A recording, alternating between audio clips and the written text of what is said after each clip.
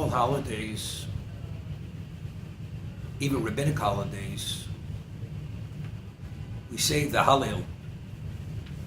We sing the praises of God to thank Him for the event that had taken place at that particular moment. Hanukkah, we celebrate the victory over the Greeks, that we survived as a Jewish people. We didn't Hellenize to become pagans. We say 8 days of a full Hallel, praises of God. The festivals, we say Hallel, whether it's Pesach, Passover, Shavuos, Sukkos, we say Hallel. But yet on Purim, which was an event, historical event that we were at the brink of extinction, physical extinction, we were going to be annihilated by Amalek, and God at the last moment saved us, we don't sing God's praises. This question is posed by the Talmud. And the Talmud answers that the reading of the Megillah itself is the Hallel itself.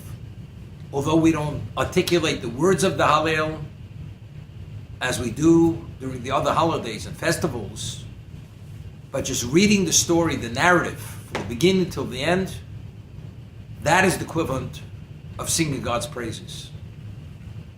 But factually, how is it? We're reading a narrative.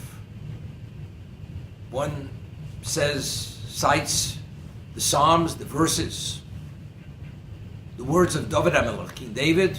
This is an expression of thanks, praise to God. How is just reading the narrative and nothing more than that, how is that the equivalent of the Hallel? The Maharal writes that if you read the narrative, the story of Purim, the Megillah, that was authored by Mordechai and Esther from the very beginning to the end, and you don't leave out any detail, every event is included, you begin seeing a picture forming, a tapestry forming. If you just read one event, although it's unusual and out of the ordinary, you dismiss it as happenstance, as coincidence. It happens.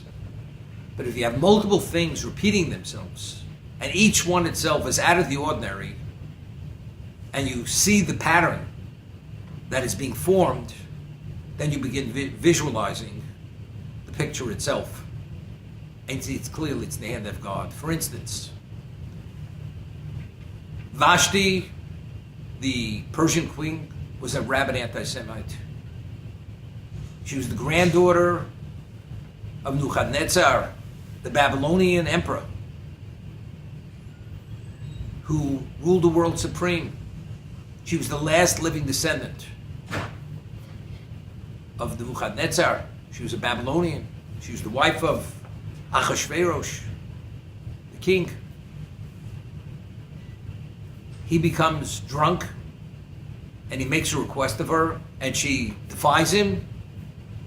He gives the order for her to be killed.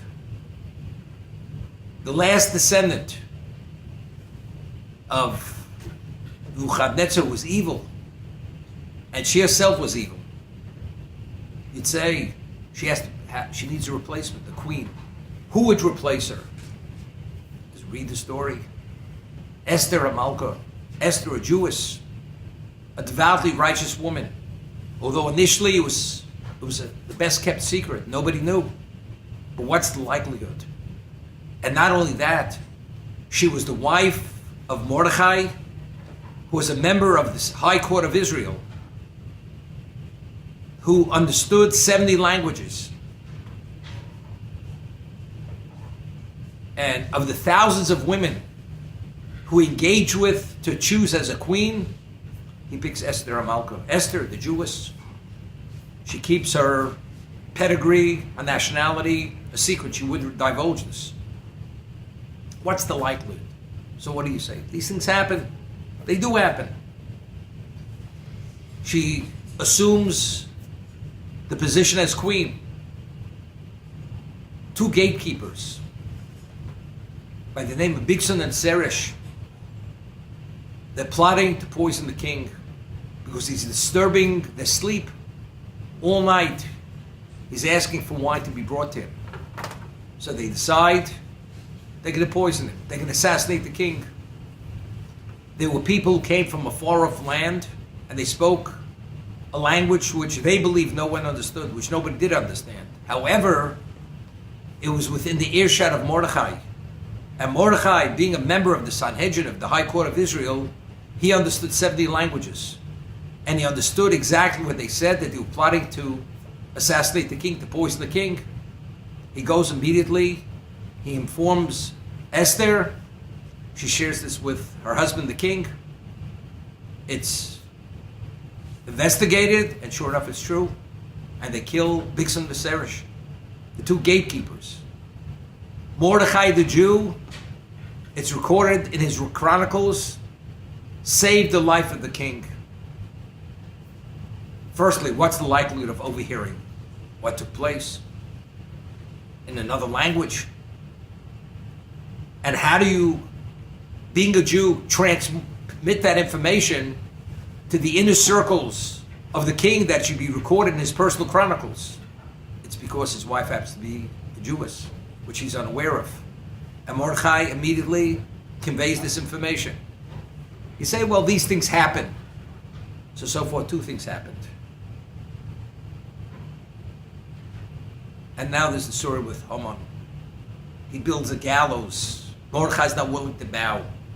And if you read the story accurately and you focus on all the events, how they take place and how they unfold, and how ultimately the gallows which he builds for Mordechai, him and his sons are hanged on that gallows,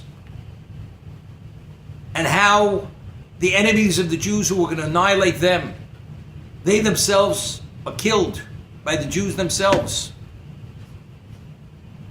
And ultimately how it's revealed that Esther, because she's a Jewess, is able to plead the case on behalf of her people that the decree should be annulled. So if you continuously read it and you see the full picture, although each individual event could be dismissed as happenstance, we see clearly this is orchestrated by God in nature, that God is bringing about a miracle. It's overt if you see it clearly. Otherwise, it's concealed and you wouldn't even notice it. This is the story of Purim. These are words of the Maharal of Prague. What is Hallel? When you come to a certain realization, you sing God's praises. It evokes a sense of gratitude and good feeling and beholdenness, therefore you sing his praises. But it's interesting. On Passover, we celebrate, we went from bondage to freedom. It's the month of redemption. We thank God. So you have to remember the event that took place. And we say the Hallel to thank God for what he had done for us. What about if reading the narrative itself evokes that feeling of gratitude?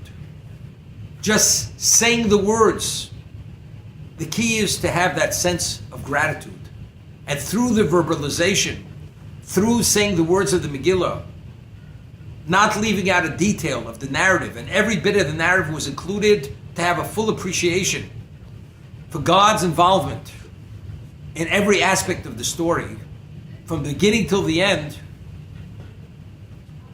That is the equivalent of the Hallel.